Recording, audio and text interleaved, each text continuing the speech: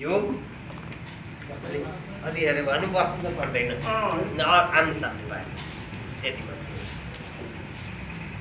अध्यक्ष थियो साथीहरू र सम्पूर्ण विद्वतजनहरू आज पृथ्वीनारायण शाहको जन्म जयन्तीको यो पूर्व सन्ध्यामा हामीले एउटा विचार गोष्ठी जरो टुप्पोले जुन आयोजना गर्नुभएको छ यो अत्यन्तै स्तुत्य काम मैले ठानेको छु। सर्वप्रथम नेपाल एकीकरणका संवाहक नेतृत्वकर्ता पृथ्वीनारायण शाहप्रति हार्दिक श्रद्धासुमन व्यक्त गर्न चाहन्छु र उहाँको जन्म जयन्ती भनेको एउटा हाम्रो लागि महान चाड हो। यस पुनित अवसरमा सम्पूर्ण नेपाली दाजुभाइ दिदीबहिनीहरूमा हार्दिक शुभकामना व्यक्त गर्न चाहन्छु र यो पनि म चाहन्छु कि आजको दिनले हामीलाई सधैँ नेपालीत्वमाथि हाम्रो मुलुकको गौरव र अस्मिताप्रति हामी सधैँ वफादार र गौरवान्वित हुन सकौँ। देशभक्तिको नेपालमा देशभक्तिको आन्दोलन भन्ने कुरा बहुत यो ठुलो बहुआयामिक र विस्तृत छ र कठिन के हुन्छ भन्दाखेरि वक्ताको पारख गर्दाखेरि के हुन्छ अरे भन्दाखेरि लामो कुरा भन्नु त जसले पनि जाने छ, तर ठुलो लामो विषयलाई संक्षेपीकरण कसरी गर्ने त्यो बहुत महत्त्वपूर्ण कुरा हो। त्यो मलाई अलिक बहुत गाह्रो पनि छ। किन यो मैले निवेदन गरिरहेको छु भन्दाखेरि नेपाल भनेको यो एकीकरण पृथ्वीनारायण शाहले एकीकरण गरेपछि मात्रै होइन, नेपाल त्योभन्दा अगाडिको पनि छ इतिहास। हाम्रो इतिहास त कपिलवस्तुका शाक्यहरूको गणराज्य, त्यहाँको वैभव, त्यहाँको संस्कृति, त्यहाँ एउटा विलुडप भन्ने थिए, उनले चाहिँ कपिलवस्तुमाथि आक्रमण गर्न खोज्दाखेरि तथागतले शाक्य मुनिले आफै 7-8 पटक त्यसलाई रोक्नुभयो, आफै अग्रसर पारे। त्यो देशभक्तिको भावना नि बुद्धले विलुडपलाई त्यसका ठुलै कुराहरू छन् कि किन उसले आक्रमण गर्न आयो या आदि कुराहरू छन्। अनि राजर्षि जनकको त्यो सभ्यता, त्यो वैभव, यी सबै नेपालका सम्पत्ति हो।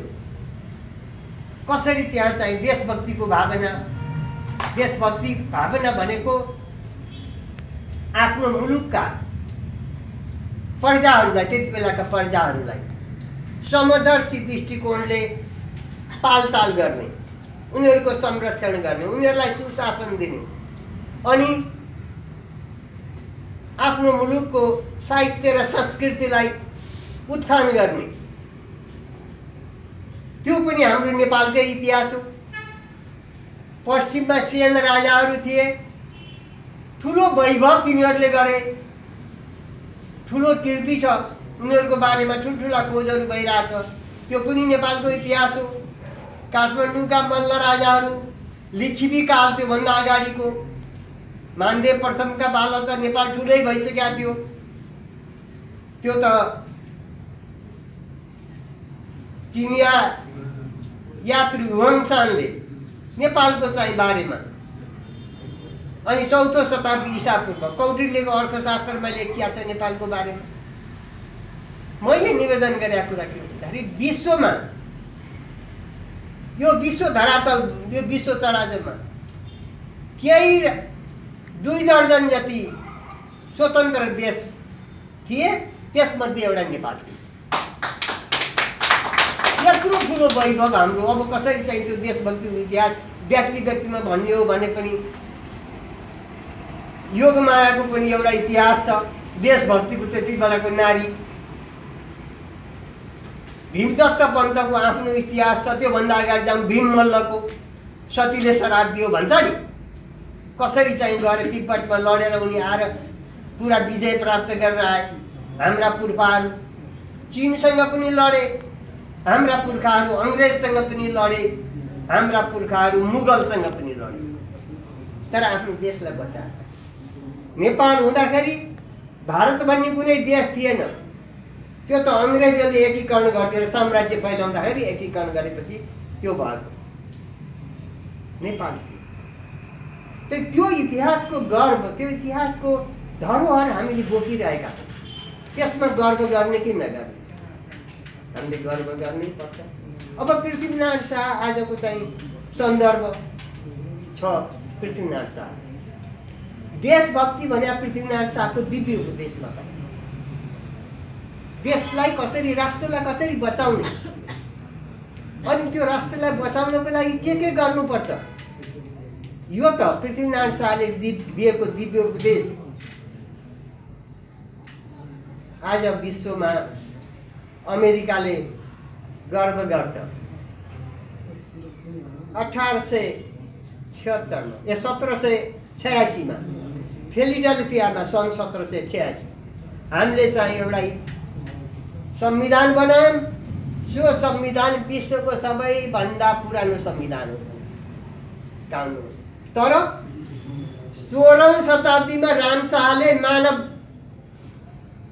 कानुन भनेर लेखिसकेका थिए। राम शाहको कुरा छोडिदिउँ, पृथ्वीनारायण शाहको दिव्य उपदेश जो ऐन कानुनै सरह छ। अर्थव्यवस्था कस्तो गर्ने, युद्ध नीति कसरी बल चलाउने, अनि वैदेशिक हामी दुई ढुङ्गाको तरुल, यसमा त ठुल्ठुला किताबहरू लेखिया छन्।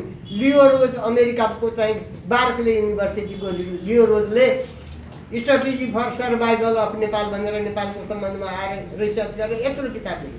त्यो सुरु गर्छन् कहाँबाट भन्दाखेरि नेपाल एम बिट्विन टु बोल्डर्स, दुईटा ढुङ्गा बिचको तरुल, त्यसमा त्यो थेसिसबाट आएको त। पृथ्वीनारायण शाहले यी सबै गरे र त्यसो भएको हुनाले अहिले फेरि मानिसहरू के छ भन्नुहुन्छ भने एउटा जहिले पनि दुईटा ट्रेन्ड सँगै रहन्छ। पृथ्वीनारायण शाहले एकीकरण गर्दाखेरि त्यो एउटा वर्ग सङ्घर्ष थियो, एक किसिमको वर्ग सङ्घर्ष पनि थियो। त्यो वर्ग सङ्घर्ष पनि त्यति बेला समाजमा द्वन्द्व हुन्छ, दुईटा प्रवृत्ति हुन्छन्, एउटा सकारात्मक प्रवृत्ति, एउटा नकारात्मक। नकारात्मक प्रवृत्ति के थियो भन्दाखेरि 2200-2400 राखिराख्ने, 2200-2400 राखेर जनतालाई चाहिँ कर छल गर्नको लागि आफूले मोज गरिराख्ने। त्यसको मोज गर्नको लागि आवश्यक पर्यो भने एकता गर्न चाहने एकताका अभियन्ताहरूलाई परास्त गर्नलाई बरु विदेशीलाई निम्त्याउ, जसरी जयप्रकाश मल्लले निम्त्या नि। अङ्ग्रेजलाई बोलाएको थिए, अङ्ग्रेज त आएको थियो सिन्धुलीगढीसम्म किङलकको नेतृत्वमा, जिलेप्सी। पृथ्वीनारायण शाहले गढी गौडा सब बनाइकन उनीहरूलाई परास्त गरेर उहाँको नेतृत्वमा। यो कुरा यो मात्रै होइन कि यो त पृथ्वीनारायण शाहले मात्रै गरेका हुन् त, छु मन्त्र बाँच होइन। नेतृत्व भने के हो भन्दाखेरि नेतृत्वले सङ्गठन गर्न सक्छ, जनताको विश्वास लिन सक्छ, अनि समयको चापलाई बुझ्या हुन्छ। समयको के माग हो, पृथ्वीनारायण शाह त्यो माग बुझ्या थिए। त्यसो भएको भने दुईटा सङ्घर्ष, एउटा विभाजित गर्ने तत्त्वहरू, अर्को एकता कायम गरेर नेपाललाई एकीकरण गर्ने एउटा मूल प्रभावको शक्ति, जसले त्यति बेलाको अन्तर्विरोध बुझेर त्यसलाई अगाडि लिएर गयो। पृथ्वीनारायण शाह यसरी त्यति बेलाको वर्ग सङ्घर्षमा एउटा 2200-2400 राजा रजौटा कायम गर्ने तत्त्वहरू थियो, नकारात्मक तत्त्व। अर्को सकारात्मक तत्त्व आम जनतालाई चाहिँ त्यो गोर्खाली जनतालाई मात्रै होइन, गोर्खाली जनताले मात्रै गरेको होइन। पृथ्वीनारायण शाहले काठमाडौँ उपत्यका लिइसकेपछि इन्द्र जात्रा चलेको थियो। इन्द्र जात्रामा जब चाहिँ पृथ्वीनारायण शाह भाइलाई पठाएर चाहिँ प्रतिनिधित्व गरे, त्यहाँका जनताले चाहिँ एकदम प्रशंसा गरे, मान्यता दिए, खुसी भए कि यिनीहरू अन्याय गर्नेवाला होइन। आज दुःखद कुरा के छ भन्दाखेरि पृथ्वीनारायण शाहलाई अवमूल्यन गर्यो। अस्ति मैले एउटा कान्तिपुरमा एउटा लेख पढेँ, आहुति दिनु यो चाहिँ के छ भन्दाखेरि पृथ्वीनारायण शाहले संवाद गरेर सबैलाई राखेर संवाद गरेर एकीकरण हुन सक्ने थियो, शक्तिको प्रयोग गरे भनेर आलोचना गरे। र फेरि यो एकीकरण भनेको त अवैध बच्चा जन्माए जस्तो हामी त्यो अवैध संसर्गबाट जन्मेको बच्चालाई पनि मान्न बाध्य छौँ। यो कहाँबाट आयो यो चिन्ता? यो हामीले बुझ्नुपर्ने कुरा। अहिले यो देशभक्तिको आन्दोलन अथवा चाहिँ देशभक्तको जसले इतिहास छ हाम्रो उज्जवल इतिहास, यसलाई कहीँ कतै धब्बा दिनको लागि वामपन्थी बुद्धिजीवीहरूबाटै त्यो कोणबाट एउटा चाहिँ एट्याक भएको छ। यो हामीले बुझ्नुपर्ने कुरा। त्यो एउटा कोणबाट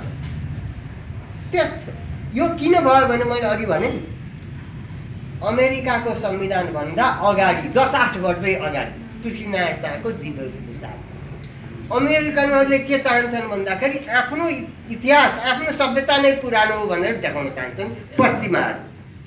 त ती पश्चिमाहरूले चाहिँ के चाहन्छन् भन्दाखेरि त्यो चाहेको हुनाले यहाँ उनीहरूले एउटा डिस्कसन निकालिदिएको छ। के निकालिदिएको छ भन्दा यो दिव्य उपदेश भनेको त पृथ्वीनारायण शाहले भनेको होइन। पृथ्वीनारायण शाहको दिमागमा त्यत्रो कुरा हुन्छ। यो त बाबुराम आचार्य र योगी नरनाथ बसेर एउटा अँध्यारो कोठामा बसेर लेखे, त्यसैलाई पृथ्वीनारायण शाहको दिव्य उपदेश भनेर भनिदिएका हुन्। कहाँ पृथ्वीनारायण शाहले भनियो? यो त अङ्ग्रेज पश्चिमाहरूले चलाएको हुनिया हो, षड्यन्त्र हो कि उनीहरूको इतिहास भन्दा हाम्रो पछि बनोस्। उनीहरू हाम्रा कलाकृतिहरू चोरेर लिएर गएर आफ्नो म्युजियममा राख्छन् र यो हाम्रो चाहिँ यति शताब्दीको भनेर देखाउनलाई उनीहरू कोसिस गर्छन्। त त्यसो भएको हुनाले कुरा के छ भन्दाखेरि जुन अहिले परिवर्तन आएको छ यो परिवर्तन नराम्रो होइन, यो त सकारात्मक र अगाडि बढेको छ। तर यो परिवर्तनको संवाहकले यो बुझ्नुपर्छ कि परिवर्तनकारीले यो बुझ्नुपर्छ कि हामी कुन धरातलमा उभिएर हामी राज्य गर्दैछौँ। त्यही धरातलमा जुन धरातलमा पृथ्वीनारायण शाहले जग बसाल्नु भएको थियो, अनि पृथ्वीनारायण शाहपछि नै नेपाल बिग्रँदै गयो। पृथ्वीनारायण शाहका जेठा छोरा 2-3 वर्ष शासन गरेरै दिवंगत हुनुभयो। अनि भाउजू उहाँ बुहारी माने पृथ्वीनारायण शाहको बुहारी बहादुर शाहको भाउजू राजेन्द्र लक्ष्मी र बहादुर शाहको बिचमै टसल भयो। अनि आफ्ना भारदारहरू चाहिँ एउटा पाण्डेले चाहिँ थापालाई काट्ने, थापाले पाण्डेलाई काट्ने आयो। यो सबै पछि आएका कुरालाई अहिलेका चाहिँ इतिहासकार भन्नेहरूले र हामी प्रगतिशील र समाजको समीक्षा गर्नेहरूले के भन्छन् भन्दाखेरि पृथ्वीनारायण शाहको टाउकोमा लहर लाग्यो। गढवाल यो चाहिँ मा शासन गर्नेवालाले ट्याक्स धेरै उठायो, त्यो पृथ्वीनारायण शाह थिए त्यहाँ। पृथ्वीनारायण शाह त लड्दै 52 वर्षको उमेरमा उहाँ लड्दै उहाँको देवासन भएको। भन्दाखेरि के छ भन्दाखेरि हामीले देशभक्तिको आन्दोलनलाई यसरी बुझ्नुपर्छ कि दुईटा धरातलमा एउटा भाष्य के हो भन्दाखेरि विदेशीले हाम्रो देशलाई चाहिँ कुनै किसिमले चाहिँ हस्तक्षेप गर्छ, आक्रमण गर्छ भने हामी एक भएर हामी त्यसको मुकाबिला गर्नुपर्छ।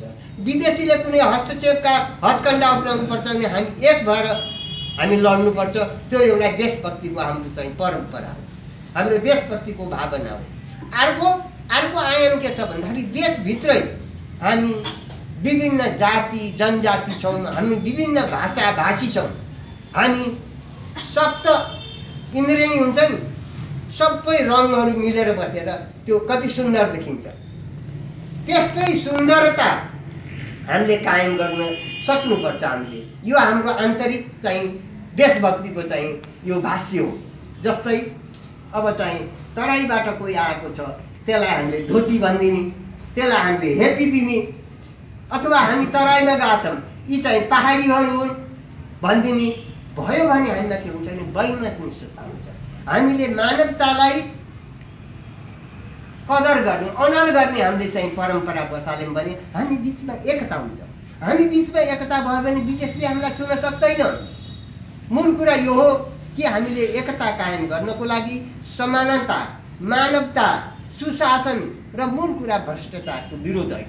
देशभक्तमा जोडिएको छ जो देशभक्त छ त्यसले भ्रष्टाचारको विरोध गर्छ। भ्रष्टाचार कति क्यान्सरको रोग हो भने 70 वर्षको विश्वमा अमेरिका जहाँ पुगेको छ त्यहाँ पुगेर अमेरिकालाई टक्कर दिने सोभियत सङ्घ 70 वर्षमा ढल्यो। यसको मूल कारणहरू होइन, अहिले रसियनहरू एकदम पछुताइरहेछन् कि हाम्रो त्यो वैभव, हाम्रो त्यो इज्जत कहाँ गयो। यो त लेनिनको शालिग ढाल्दाखेरि उनीहरू खुसी भएको थिए, शालिग पनि ढालेका हुन्। अहिले उनीहरू पछुताइरहेछन्, पश्चाताप गरिरहेछन्। यो कुरा हामीले बुझ्नुपर्छ कि हाम्रो वैभव जुन छ, हाम्रो संस्कृति जुन छ, जुन धरातलमा हामी उभिएका छौँ, त्यसलाई हामीले कदर गरेर त्यसलाई अगाडि बढाऊँ र चेतना जुन अहिले बढिरहेको छ त्यो चेतनालाई ठिक दृष्टिकोणतिर लैजाने। अब दलको दायराभित्र मात्रै बसेर रहेर अब सोच्न पनि छोडिसकेका छन् मान्छे। चेतना बढेको छ, हामी चाहिँ सकारात्मक दिशातिर अगाडि गएका छौँ र हाम्रो चाहिँ के छ भन्दाखेरि हाम्रा युवाहरू जो खाडीमा गएर आफ्नो पसिना बगाएका छन् उनीहरूले पनि सोच्न थालेका छन्।